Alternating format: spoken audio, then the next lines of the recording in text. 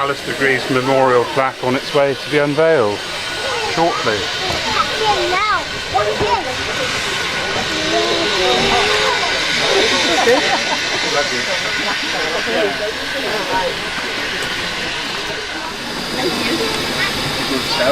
So this year we lost somebody very dear to all of us down here at Blaenavon, Alistaire Grieve, taken from us way too early at the age of 55.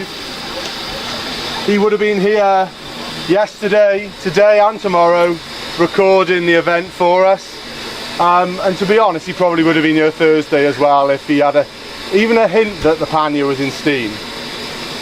So we're going to miss him extremely a lot, because Alistair did a lot for this railway, as he did for many other railways, especially the industrial railways like ourselves. He continually kept the magazine stocked up with photographs and news and all sorts of things, as well as being the editor of our in-house magazine, which his dad tells me he's going to miss proofreading really quite a lot. So hopefully when we find a new editor we'll keep our proofreader with any luck.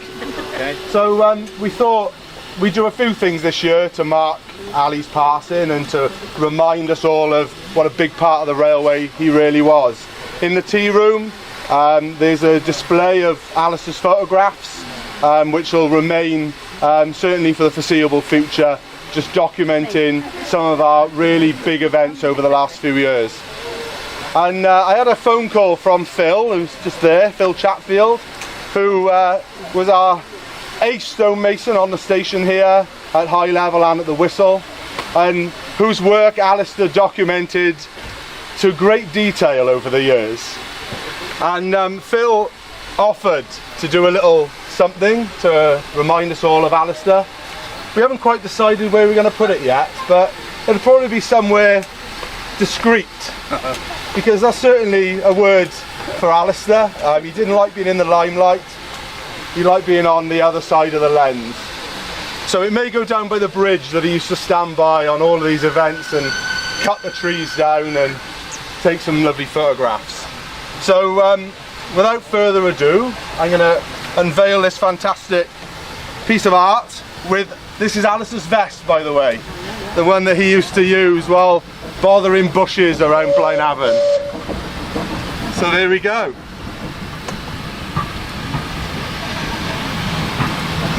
The only way to break the silence is a round of applause and a whistle from the pannier tank.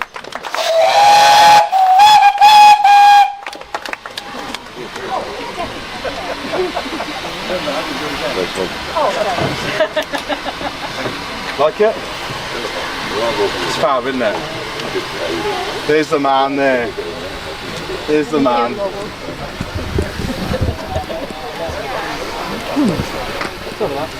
There you are, it's a memorial that does what it says on the tin.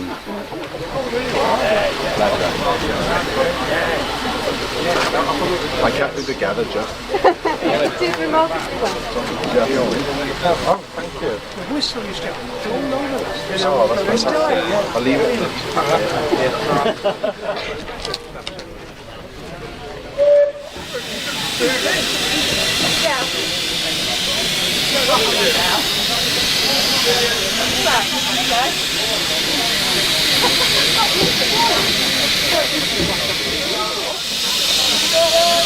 Well, here we have the memorial plaque to Alistair Grieve, who was an amazing photographer who I got to know here working on the Ponypool Blaenavon Railway back in 2010, when I was involved in the early days of the construction of the station here at Furness Sidings.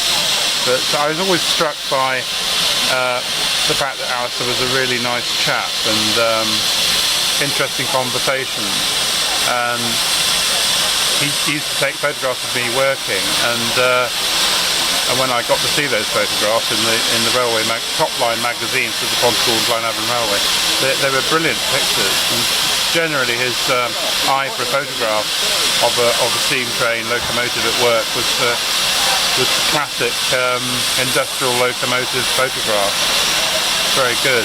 But sadly, Alistair passed away earlier this year, and I felt moved to try and commemorate him in some way. And I had a chat with the board on the railway here at Blaenavon, and they said fine.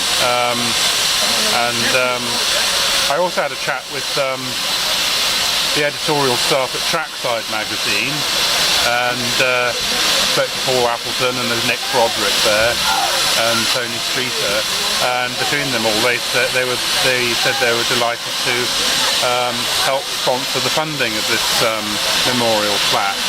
So hence along the bottom we acknowledge the sponsorship from Trackside magazine, which is a fairly new magazine on the magazine shelves in the shops, but it's probably the best magazine now available, with wonderful photographs and articles. And Alistair Grieve was a regular supplier of photographs and articles to virtually all the railway magazines over the years, and in fact Trackside magazine is going to write an article about my own contribution to Heritage Railways, and I asked Alistair whether he could write the article, and he said yes, I'd love to, but sadly passed away before it could be done, so I was quite upset about that.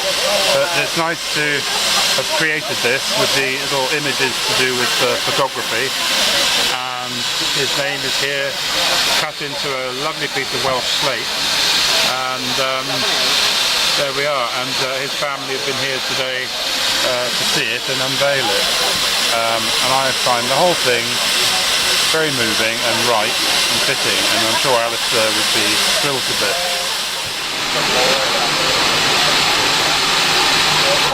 This is how we replay.